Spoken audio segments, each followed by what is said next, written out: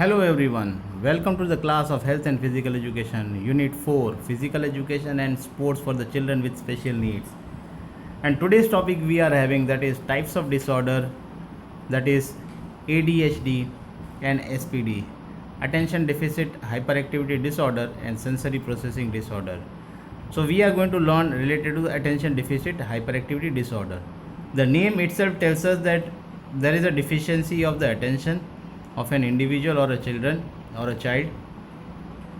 Now let us see that what is ADHD. So attention deficit hyperactivity disorder is often begun in the childhood and can persist into adulthood. So most of the symptoms you can find out not only in the children but also in the adults also. There are the various symptoms, behavioral symptoms you can find out in such types of children or people like inattentiveness, hyperactiveness or impulsiveness. Inattentiveness, that means that they are not able to focus to any of the things for a longer time period. They are hyperactive. They are not able to sit at one place. They are just fidgeting with the things. Impulsiveness, they do not plan any of the things and they do whatever they want to. All of a sudden they used to do. So such types of people, you can find out that they are low self-esteem. They are having lack of confidence. They feel very bad about oneself. They are having troubled relationship. That means that nobody used to help them and they are not having a fruitful relationship with others. Difficulty at the school as well as at the workplace. So what happens that in such types of children, they are having the difference in the part of their brain that controls the activity and attention. They are having a difference in the part of their brain which they are not able to control the activities as well as their attention. So there is a little bit of traffic jam. You can see that there is a traffic jam in their part of the brain. So they are unable to control their impulses. They are not able to focus. They do not plan any of the things and they just do the things without any planning. Now let us see that what are the symptoms of the ADHD peoples or the children. Now there are the symptoms of the ADHD in the children. What are these symptoms? You can find out in children that the children that easily get distracted. They talk very much. They are excessive talker. Then they are having problem in playing quietly. They are the daydreamers. They bounce while sitting. They are restless. They forget about the daily activities that what they have to do. They are inattentive. They are not able to focus for a longer time period and they make careless mistakes. So these are the symptoms which you can find out in the children, those who are suffering from the such types of disorder. Then next we are having that not only the children but the adults are also suffering from this problem of ADHD. Now what are the symptoms we can find out in the adults? That these adults are they used to get frustrated. They may be impulsive. That means that they are not able to plan the things and they do the things just without any planning.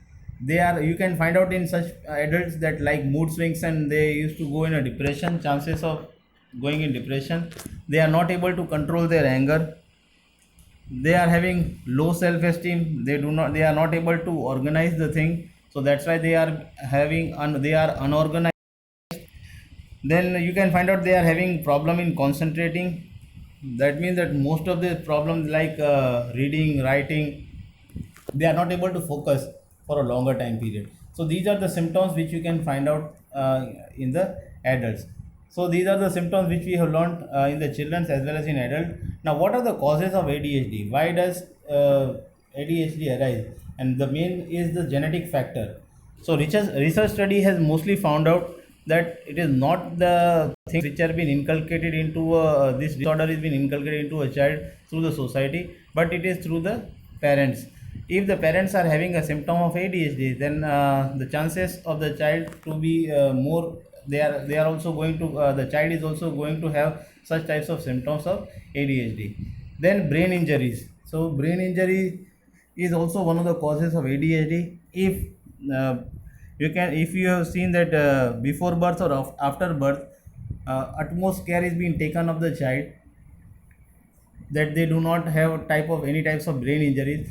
Otherwise in future the chances are more to be having a causes of to develop the chances of ADHD. So brain injuries is most important. That means that when a child After the birth also it is taken care that when the child is when we are carrying the child, we need to take care that the child do not get hurt in their brain part. When they are sitting, they do not get fell down, so they may not suffer from any types of brain injuries. Otherwise, if they are having types of brain injuries, then in future there are the chances to develop the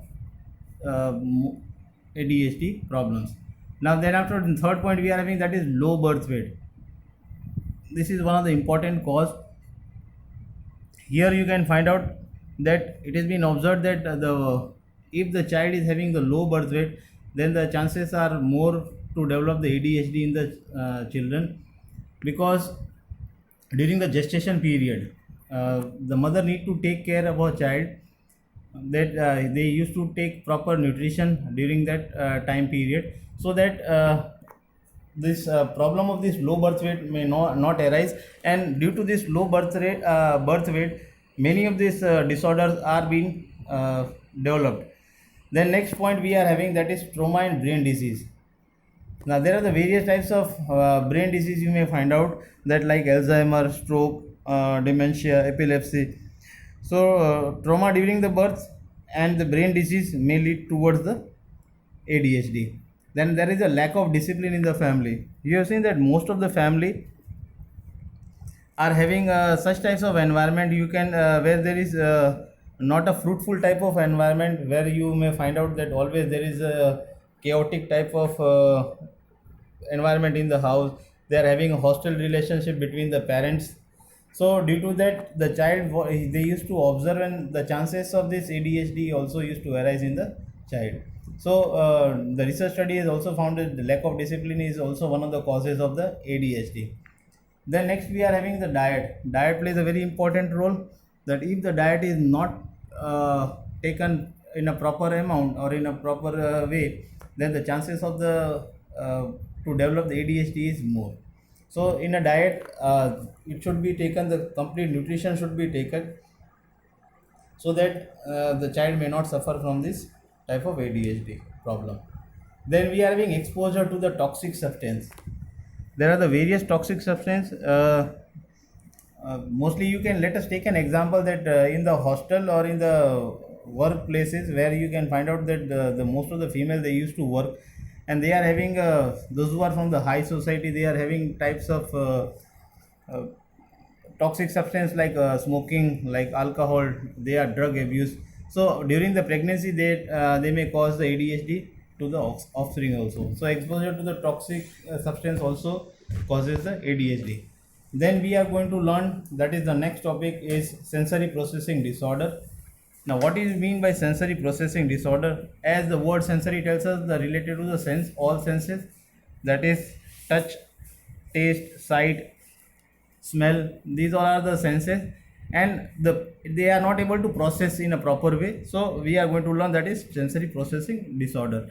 Now what is sensory processing disorder? The sensory processing disorder refers to a way that the nervous system receives a message from the sense and turns them into response. That means that whatever it is a type of when we can see that it is a type of neurological disorder, where it is the brain is having a difficulty in receiving and responding to the information whatever we have received, either through eyes or through smell, or which we have heard. So whatever it has been intaken, but output is not in a proper way, it is not in an organized way. So for those with the sensory processing disorder, sensory information goes into the brain but does not get organized into appropriate response. Once the information has got inside the brain, but it is not been organized in a proper appropriate response, that how we need to respond to a particular thing.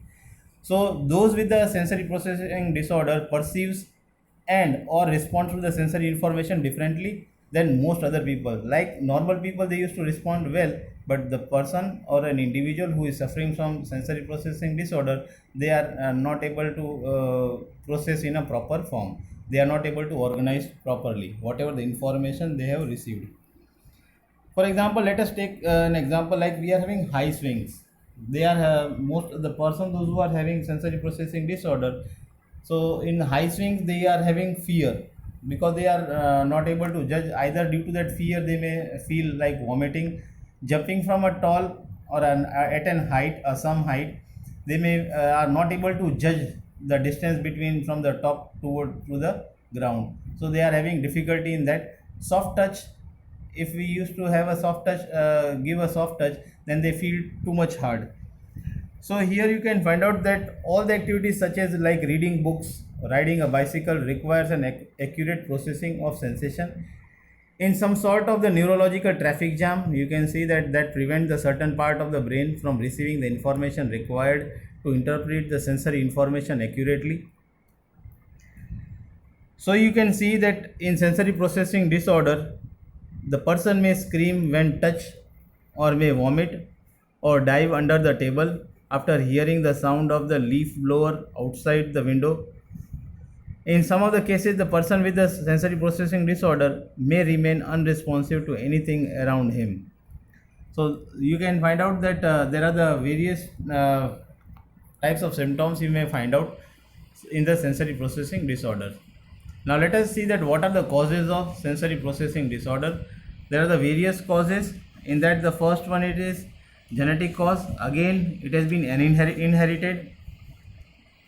So research study indicate that the children with born to the adult who are having autism spectrum disorder are having more likely the chances to develop the sensory processing disorder. The child whose parents are having a type of autism spectrum disorder type of disorder, then the child will also having a chance of developing the sensory processing disorder. Again, low birth weight. Due to the low birth weight is also causes the sensory processing disorder. So it is very much important to take care when during the gestation period, to take proper nutrition.